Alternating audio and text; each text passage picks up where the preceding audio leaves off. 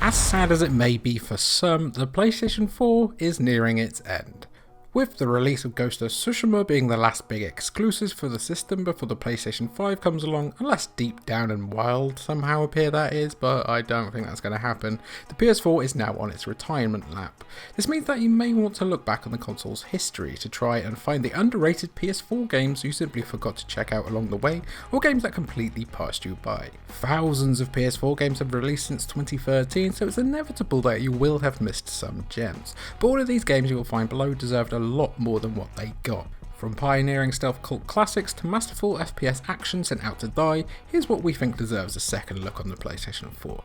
Number 10, Echo. Sorry. Echo wasn't only one of 2017's best indie games, but also one of the best overall. Its core mechanic is one of the most innovative ever seen in a game, so much so that it's a shock nobody else has even tried to ape it so far. You play as N as she explores a desolate, mysterious palace in space with clones stalking her at every turn. These clones adapt to how you play and mimic your behaviour, meaning that if you start shooting them down, later clones down the line will shoot you right back. If you creep around constantly, they will creep after you too. What this creates is a tense, ever-shifting experience that always keeps you on your toes. Unfortunately though, it seemed to be an experience that not enough people had. Its developers Ultra closed down shortly after release, which is a giant shame. Number 9, Gravity Rush 2. Few fans are as devoted to their favourite thing as Gravity Rush fans are. The series has never shifted a huge amount of copies, its starting out on the Vita certainly not helping its cause, yet those who know about Gravity Rush always want everyone else to know just how great it is. Spend any time with Gravity Rush 2 and you'll understand that devotion. Cat returns one tumble at a time as the world shifts around her, gravity at her whim. There's not much else out there like it, and Gravity Rush 2 takes what made the original so great and just adds more to it. More ways to tackle enemies, more beautiful landscapes, and more of its distinctive weirdness. It's highly unlikely that we will ever see Gravity Rush 3, so you may as well join the cult of Cat and see what all the whispered fuss is about and pick up the second game and its predecessor on the cheap. Number 8, FURI. Critical reviews for FURI told a mixed story, reviewers not fully meshing with the game's insane difficulty and boss rush nature. Player reactions were a little different however. FURI directly appealed to an audience who likes to be challenged with frenzied, uncompromising action, and that audience absolutely lapped it up. A 3D bullet hell meshed with hack and slash, FURI tells the story of a mysterious warrior after he escapes captivity and his quest to slice and dice his way through those who imprisoned him. What that means for you is increasingly difficult bosses that will make you want to bite your controller in half, but in a fun way. Featuring a brilliant synthwave soundtrack that will jive with Hotline Miami fans as well as a subtly excellent story to boot, FURI is a dizzying masterclass in how to do rewarding action that also rewards the patient. Number 7, Titanfall 2. You probably knew this was going to be here, didn't you? I mean, really, it's on all of these. No one could ever stop talking about Titanfall 2, and we shouldn't until they make a third game, okay?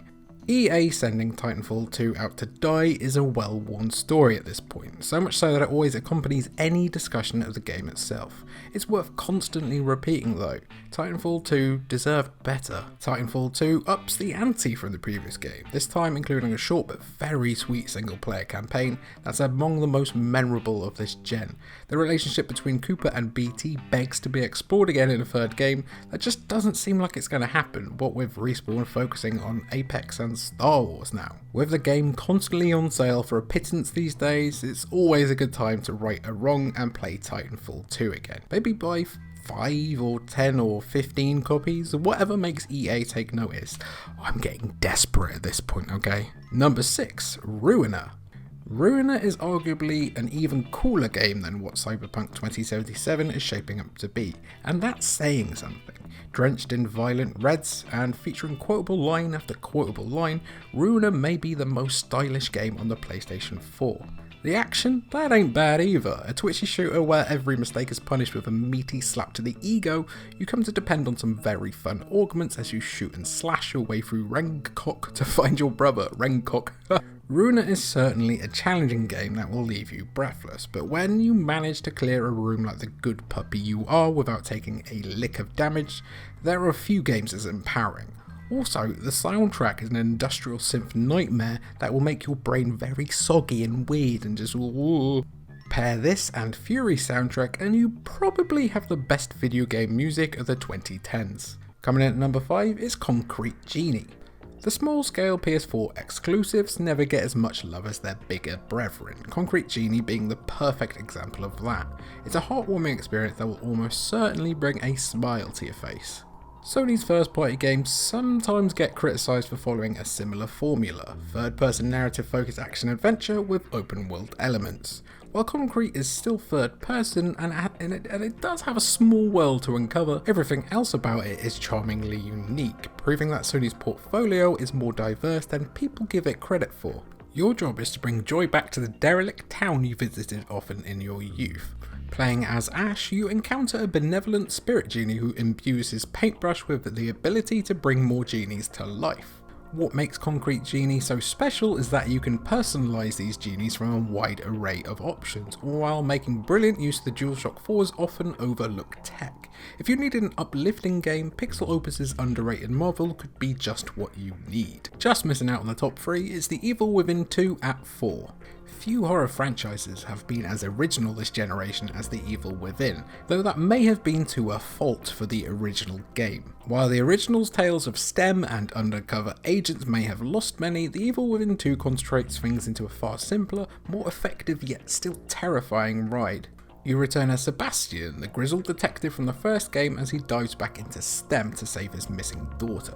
With the semi-open world of Union to explore and many twisted monsters to escape, you are sent on a wild descent that's as eye-catching as it is chilling. Despite strong critical reception and positive word of mouth, The Evil Within 2 was a sales failure for Bethesda.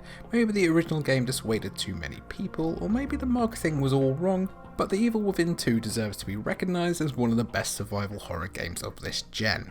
Imagine Resident Evil 4.5 and you will begin to understand why so many speak so highly of this game. Singing its way into a podium finish at number 3 is WANDERSONG. Sometimes all you need is a little bit of hope and a whole lot of singing. WANDERSONG is exactly that. It's telling the tale of a pacifist bard who tries to save his planet from extinction by bringing everyone together. Instead of swinging your sword to slay beasties, WANDERSONG is all about using the power of the bard's voice to make your way past obstacles and bring things to life, illuminating the world and people around him as he goes. If that sounds saccharine, yeah it is, but there's a yearning for togetherness and compassion surrounding WANDERSONG, as well as its constantly optimistic attitude that's hard to not be utterly swayed by, no matter how bad a mood you're in. Thanks to its great sense of humour, likeable characters, and simple yet smart gameplay, WANDERSONG could be the perfect antidote for everything that's going on in the world right now. It's a digital pick-me-up that should be prescribed by doctors.